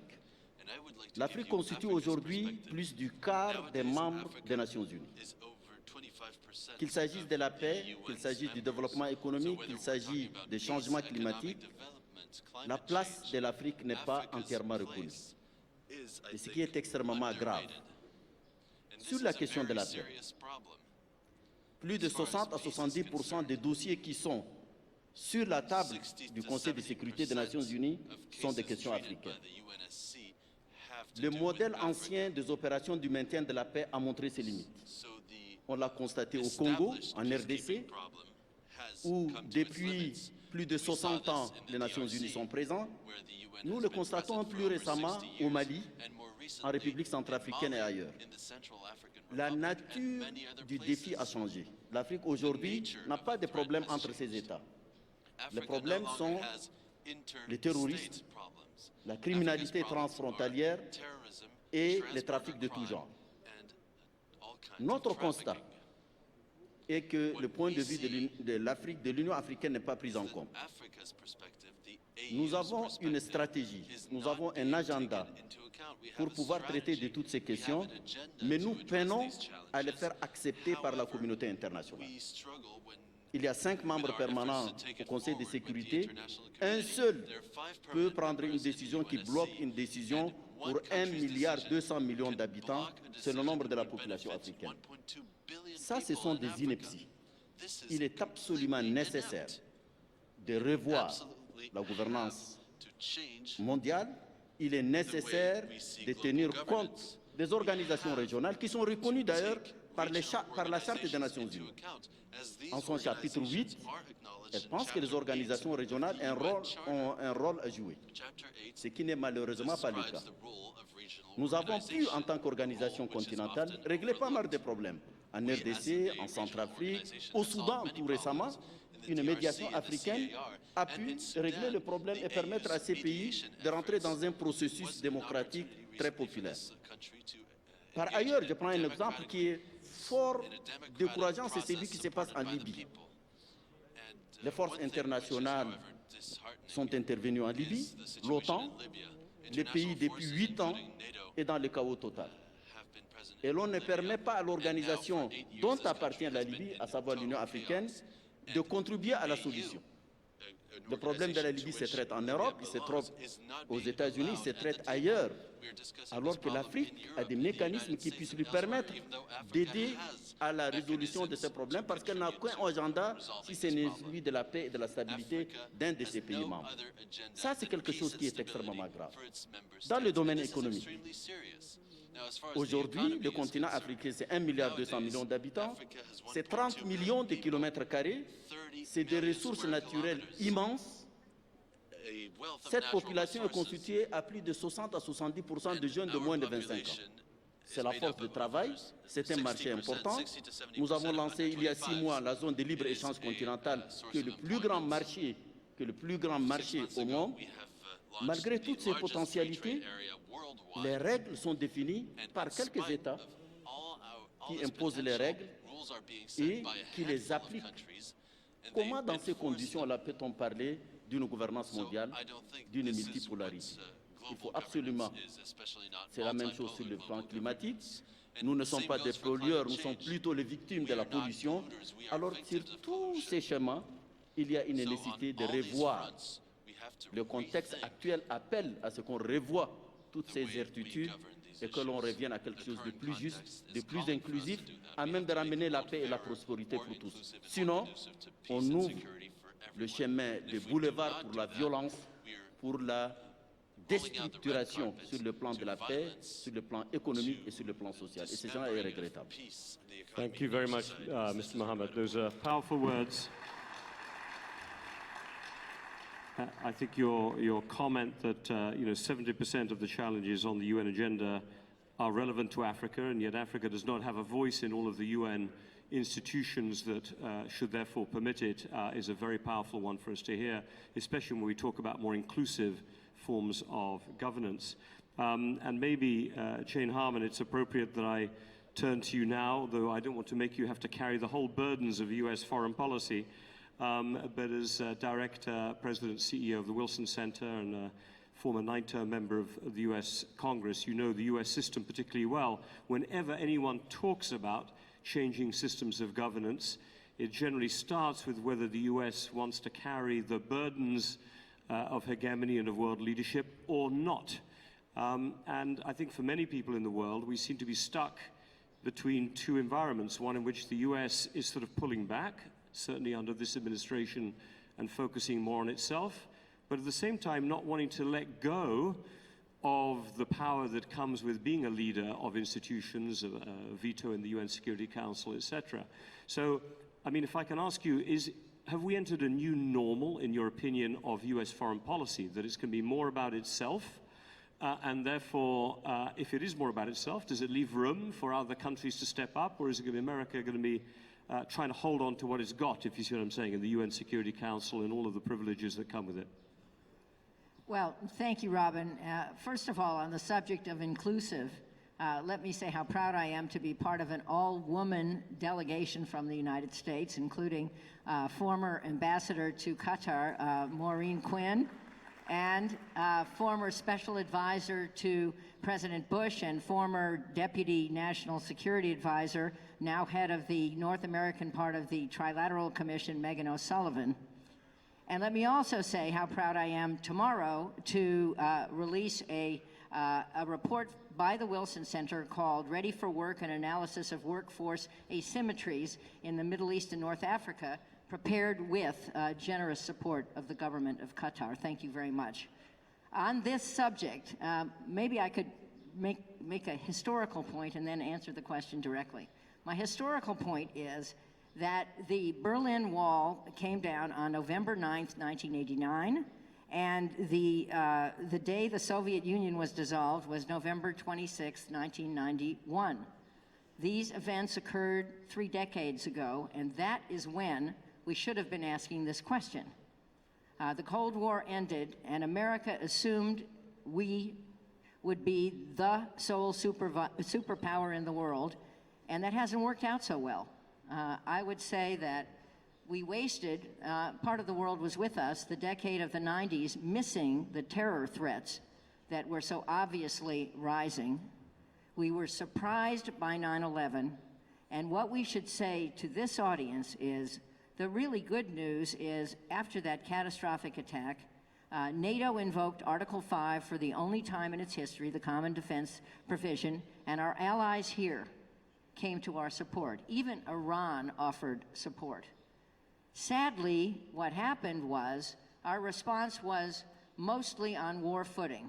Looking back on it, I was there for all of this, so I share blame or credit for what happened. But a war on terror is a war on a tactic. It is not, it plays into the bad guy's playbook, rather than seeing what these what this menace was really about. What was it about? Let's face this. It was about lack of inclusiveness, lack of opportunity, poor governance, the disconnect between our education systems and jobs, things that every one of us understands. So now, you asked, what should the United States be doing? My view, as a former member of the United States Congress and someone who leads a nonpartisan think tank that focuses, I hope, fairly on world issues, including the Middle East, my answer is the United States should not retreat, but we should join an effort to revitalize all of our alliances, including the United Nations. The point about Africa is right. We have an Africa Institute at the Wilson Center. Africa is undervalued, given its enormous contributions and the fact that 50% of the growth in the world in the next 2 decades will come from Africa. How are we going to deal with this as a world? How are we going to deal with what happens if we don't deal with it, which is even more horrible migration issues? So the U.S. should be on the team. We should be inclusive. We should recognize that issues like climate change have to be on the agenda. We should be more humble.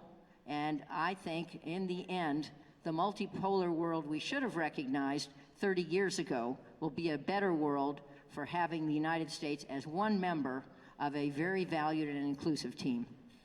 Jane, as you were very efficient on your time, and there's one voice that is not on this panel, can I just tack one little question onto you before I come to Boge Brende, which is, we might end up in, if we're reimagining governance in 2 or 3 years' time, in a world that, rather than being multipolar, is seen as bipolar.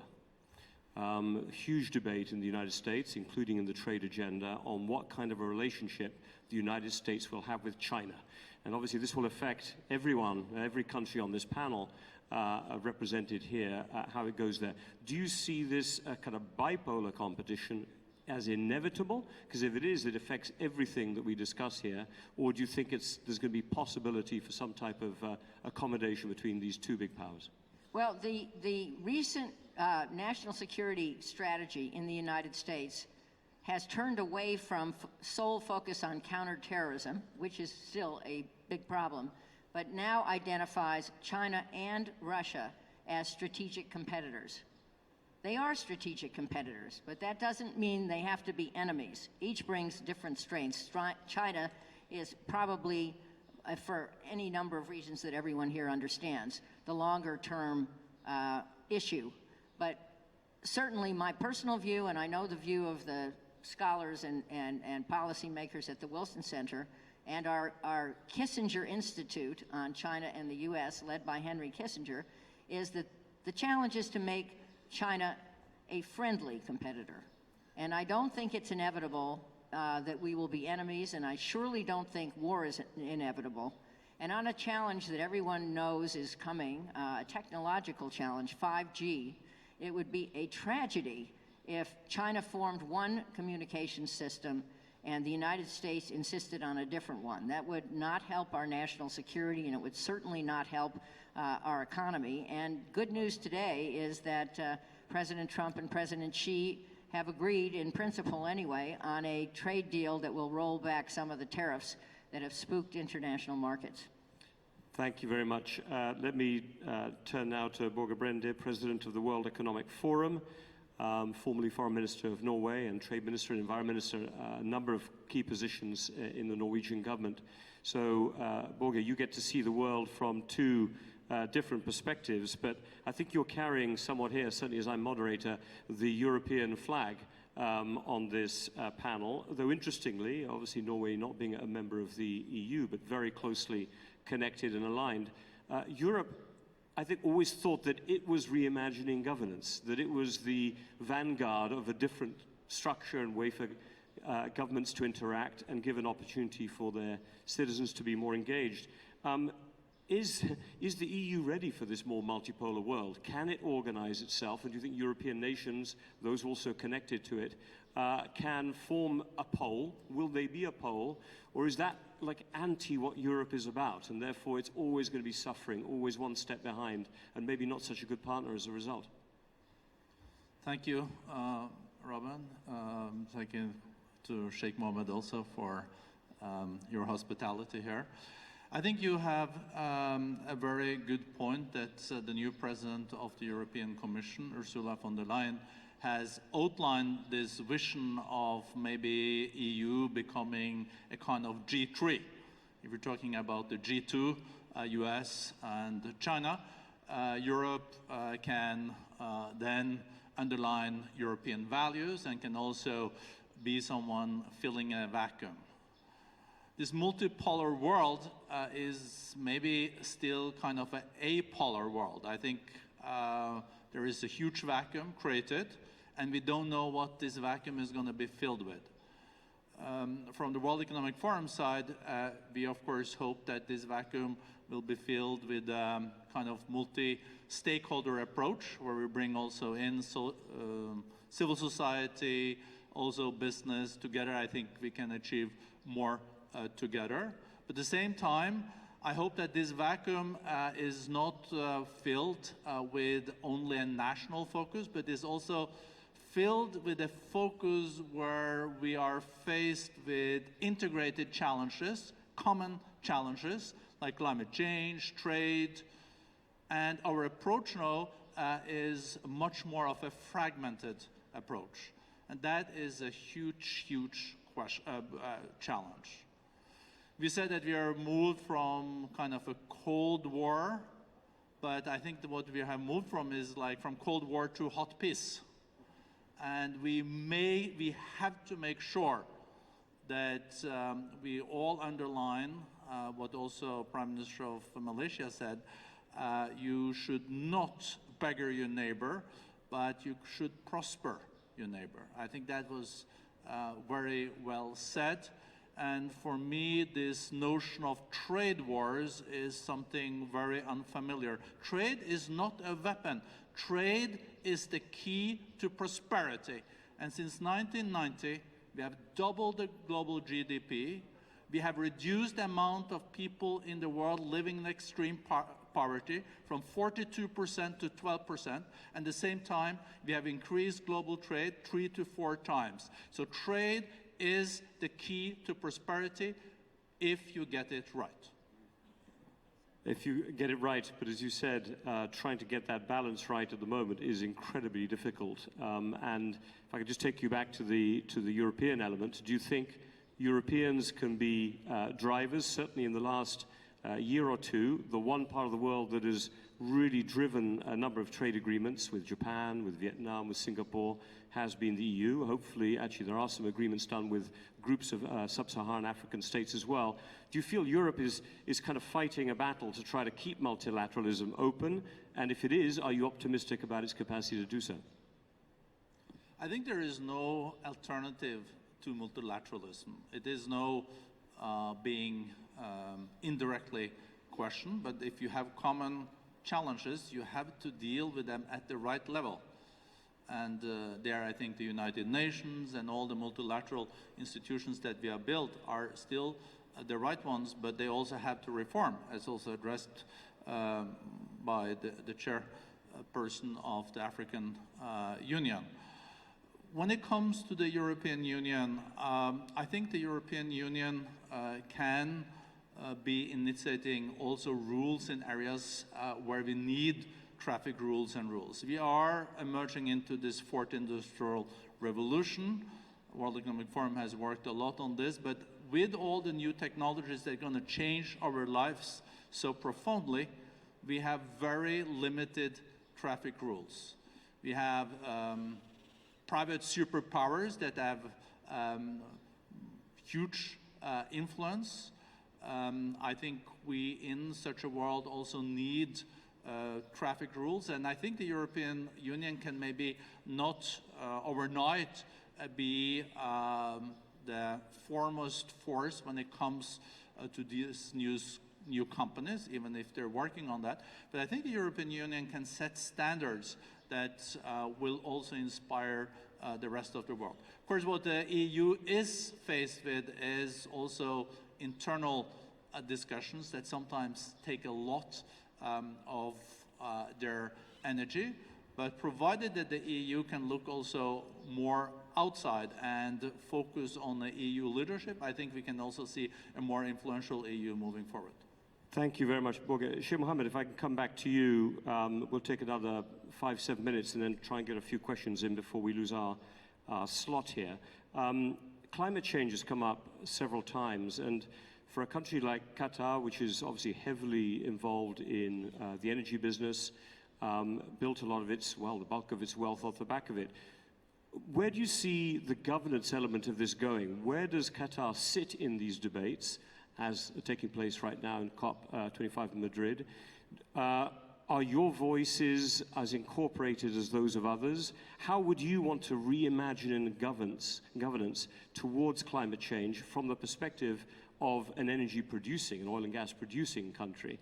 How are your viewpoints going to be incorporated at a time when other countries obviously have perhaps very different perspectives as to how it should play out? How are you managing that dilemma as the leader of a small country that's hugely influential in the energy space?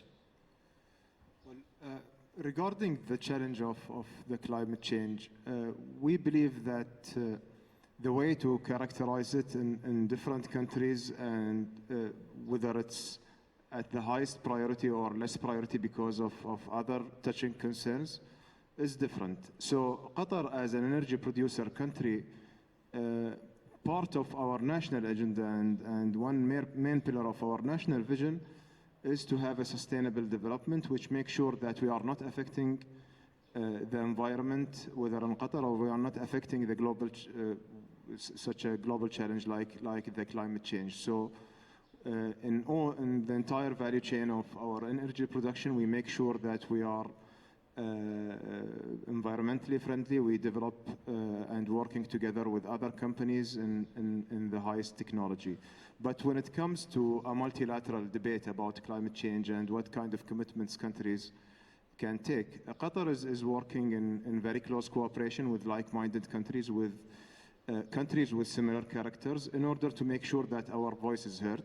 We cannot have just speak ourselves, but also we have to be part of the world commitment in the climate change. And we have done trying our best to contribute to the effects of the climate change, especially for small states and small islands. His Highness, this year during the General Assembly, he has done a new pledge for in the Green Fund, and we are working in different multilateral mechanisms to make sure that these challenges are addressed in the same way our development is progressing in the same pace. Thank you. Mr. Mohammed, if I could bring one question to you about technology. As you noted, Africa, a huge young population, going to have to find work, find jobs very quickly, industrialization in a very competitive space. Do African nations have a significantly or sufficiently large voice in the development of technology standards?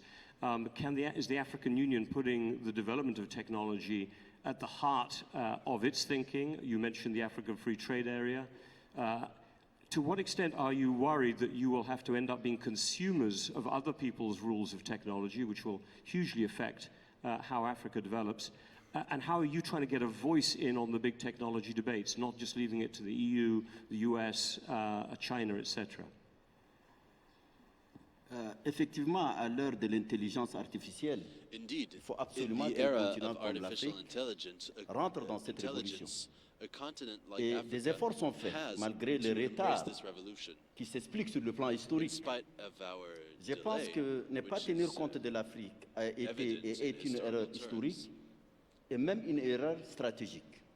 J'ai dit que des efforts sont faits et je suis heureux de voir en face de moi le président Kagame, qui est parmi les leaders africains, qui a mis la question du développement technologique de la science parmi ses priorités.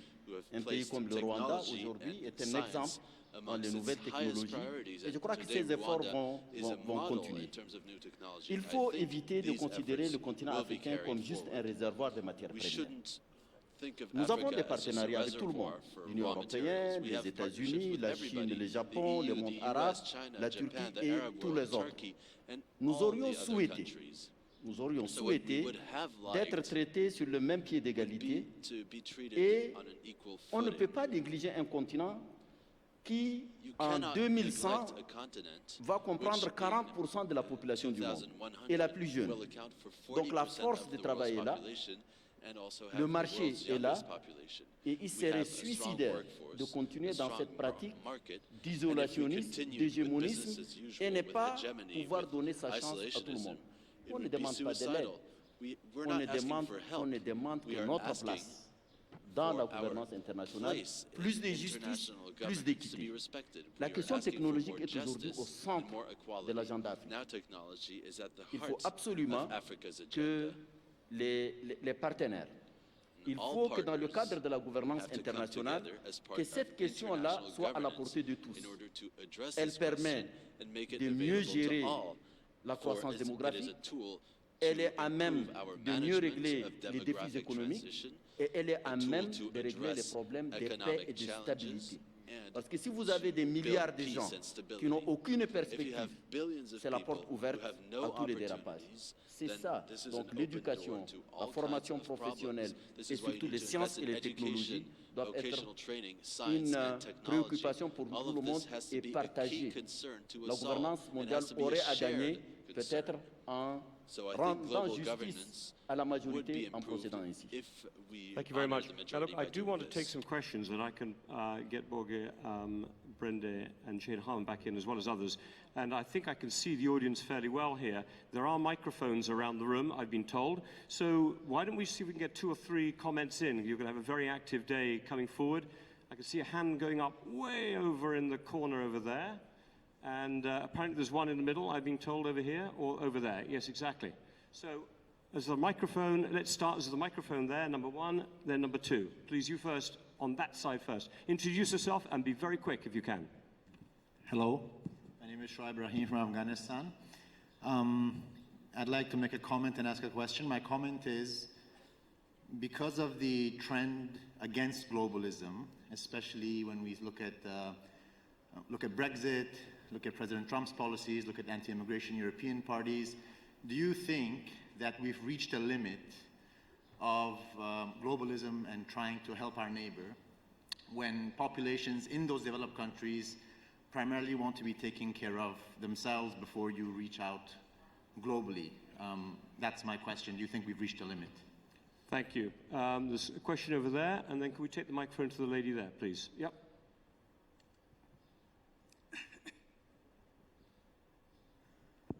Thank you, moderator. KP Fabian, former Indian ambassador to Qatar. We all talk about multipolarity, but I believe that there is an elephant in the room, and that is, in the international financial sector, there is unipolarity. Now, my question is to the president of the Wilson Center. This financial unipolarity, which also implies sanctions by the United States, Is that good for the United States? Is that good for the rest of the world? And if it's not, what can we do about it? Thank you. Thank you. Very good and specific question. I think we have one more question here, and I might have to leave it there, although we'll take a fourth one right in the corner over there, and that'll be it. Yes, please, there. Kim Dozier from Time Magazine. I wanted to ask you to consider, is there anything positive from the recent U.S. policy pushing back on globalism? Have there been new centers of power formed, new nexi that could represent new decision-making opportunities? Very interesting question, whether there actually be new centers of power. I think there was a question, my last one was right in the corner there, the hand is up. Is there a microphone next to that gentleman there? Well, I have the microphone here. All right, in that case, yeah. I'm the ambassador of the Dominican Republic. Hi, Robin, it's good to see you again. 18 years ago, I was here to launch the Doha round. Today, we are regretting how the WTO ended up without an appellate body. Trade is clearly the answer, as the chairman of the World Economic Forum has said. What do the speakers and the panel and the distinguished foreign minister think about the situation? And do we have the right governance without an appellate body? Is trade the answer when the institution doesn't work to resolve disputes? What are your thoughts? Thank you. Thank you, an important question. I'm sorry, I must break it there in terms of questions. I want to give an opportunity to each of our panelists to come in on at least one of those points. And I'm going to come in reverse order, I think, so we can finish up with Sheikh Mohammed. Olga, do you want to pick up one or two of those points, the trend against globalism? Well, you probably have something to say about all of them, but you pick and choose. Thank you, Robin. To pick up on the ambassador from Costa Rica, it's true. 2001, we were in Doha, and we were then hoping for a Doha development round. That's almost 20 years ago. Did not happen. But I think we will have to look at trade in a more holistic way moving forward. And that is also related to globalization. Because if you look at the overall numbers globally, trade and globalization has led to historic reduction and eradication of poverty. But inside countries, you have seen a growth in inequality, especially some developed economies that have got competition in traditionally protected areas. But there, I think countries also have to use the domestic tools that are available. The demonstrations we've seen in Bogota, in Santiago, also in Beirut, and etc., is also related to questions about governance. I think governments really need to go back to what governments are supposed to do. They're supposed to look at jobs, housing, good governance, fighting corruption, and all those traditional issues, and also look at taxes. Of course, if you want to invest in housing, if you want to invest in education and infrastructure, you have to have also a tax system that works. And I think this is partly the answer. On the new geopolitical situation we are faced with, it is maybe a multipolar one, but it's also a multi-conceptual one. There are different ideologies out there on how you're going to run countries and how you want to run the world. And how do we deal with that? Do we have global values? I think through the UN and through UN charters, we do have also values that are not Western values. These are global values. Values related to gender equality, values related also to equal opportunities for all people on our planet. So these are important discussions also to take when we're moving into a more and true multipolar world. And in a one-sentence answer, since the US has been pulling back somewhat from its leadership position, do you think governance ideas are getting stronger and more creative, or do you think things are becoming more negative? Simple answer, not a long one. From your World Economic Forum stance. I think in general it is in the world's interest that the US, as the world's largest economy with 22% of the global GDP, 5% of the global population, close to 45% of the global military capacity is involved also in world politics. And, but we also need checks and balances. I think that's crucial. That's why we talk about this G2 concept, but maybe a G3, or even better, the concept of the United Nations.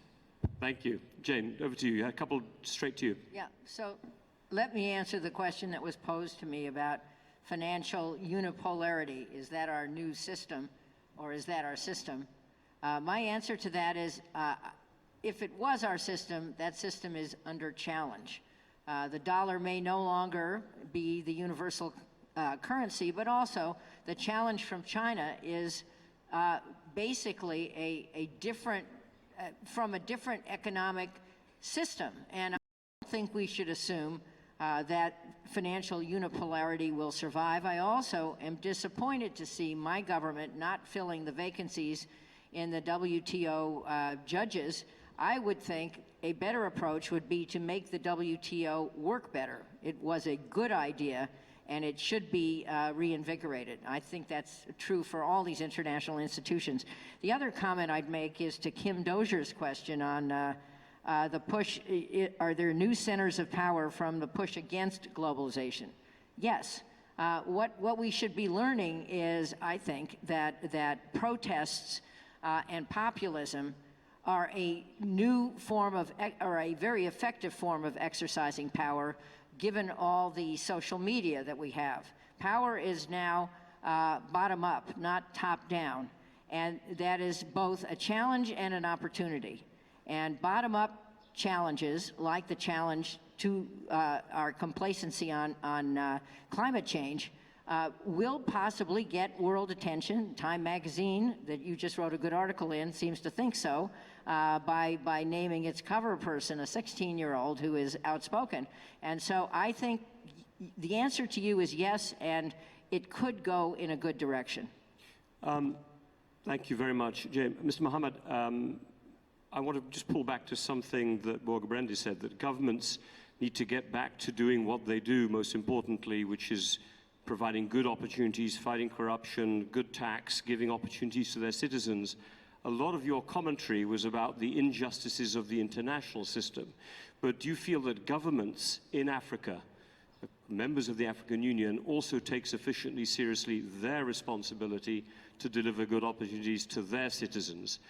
Because in the end, I'm afraid the tradition of governments all over the world often is to look after themselves and not look after their citizens. How do you feel that Africa is also, and African nations are taking more responsibility for their own future?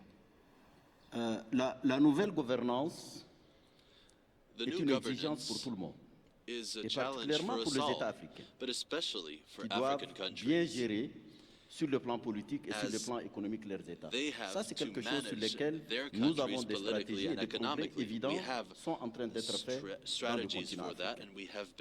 Je pense que la gouvernance mondiale et le multilatéralisme sont une nécessité. Pour nous, ils sont imparfaits, mais les remettre en cause par des politiques isolationnistes et hégémonistes est encore plus grave. Il y a une nécessité. Pour la paix, il y a nécessité du multilatéralisme. Je vois en face de moi M. Irekat, Mme Hanan Ashrawi. La question palestinienne, prendre des décisions unilatérales sur une question comme celle-là est absolument injuste et ça n'aide pas à la paix ni à la stabilité dans le monde. La lutte contre le terrorisme, il faut également des coalitions mondiales pour pouvoir faire face, y compris en Afrique. Sur les questions de développement, sur les questions commerciales, il faut plus d'équité. On ne peut pas imposer des règles unilatérales et vouloir de la paix et de la stabilité dans le monde. Ceci est également évident dans le changement climatique. On ne peut pas se soustraire à ces obligations dans un monde qui change et qui change à vue d'œil. Si on veut conforter la paix, la sécurité, et je suis d'accord avec vous, il faut commencer par soi et il faut mieux gérer, je dirais même mieux gérer sa misère. Merci. Thank you very much. Sheikh Mohammed, I want to give you the last word. I mean, you may want to pick up on any of the questions you heard there, but I'd also like, as host of the 2019 forum, if you reimagine governance and you were here in 5 years' time, what would you most like to see being different? You know, what if there were one thing that you've been thinking about or your colleagues have been thinking about that you'd like to see being different about governance? What would you hope it might be? Well, I think that what we would like to see is really a bottom-up approach, as I just mentioned earlier, because if we have an effective regional mechanisms, that will build up on a proper global governance system. And this maybe answers to some of the comments of our participants today when he was mentioning about the limits of globalizations and the issues of refugees, which really ignited a national problems for the countries. We believe if there were an effective regional mechanisms in place that address the challenges in those countries with conflicts, we wouldn't reach to the level of having this issue of refugees. If these regional mechanisms worked well, it means that the global and the United Nations mechanism would also be working effectively. We believe everything is really interconnected here. And we need to understand how to balance between the national and international interests, because also we cannot ignore the fact that there are national interests for those countries, made them seeing that the international mechanisms are not working for them and not serving these interests. Last but not least, there is no regional or international accountability mechanism that's binding and makes sure that the countries are abiding to the agreements that other countries are agreeing together on. So we believe, to summarize it, building a stronger regional mechanism is an important thing. Looking at and reviewing the current structure of the international community and the way it operates, balancing between the challenges in these mechanisms. And last but not least, how we are making these arrangements binding for all the countries and holding them accountable if they are violating these principles. Thank you very much for those comments. I think if I was to take one takeaway or one synopsis of the points we've just heard here, from my view, top-down change may be very difficult to drive in the coming years. It's a very competitive environment. And difficult, therefore, for nations to really come together and change the structures that Mr. Mohammed, amongst others, was pointing out are so unfair. But at the popular level, the demand for opportunity is just, you cannot avoid it. It is being heard all over the world today in the streets. And that leaves us at this business where you ended. Can regional levels perhaps come together and help national governments pick up their capacity for the more bottom-up approach that both you and Jane Harman and others, or the multi-stakeholder approach that obviously a World Economic Forum very much promotes. So I think somewhere in here is the synthesis of what we should all be talking about over the coming 2 days of this forum. Could you please give a very strong hand to our 4 panelists, and let's go forth and be productive. Thank you very much indeed to all of our distinguished panelists. Thank you also to Robin Niblett for steering this important conversation and for bringing in all these crucial regional perspectives. And thank you for making sure that this isn't according to Chatham House rules. Time now to take a break in these plenary sessions at least. At 11:15, all of these parallel sessions that you'll be going to will begin. They take place in the various Salwa rooms, and they all take place in partnership with the forum's various partners, the International Crisis Group, the European Council on Foreign Relations, the Brookings Institution, and the Investment Promotion Authority of Qatar.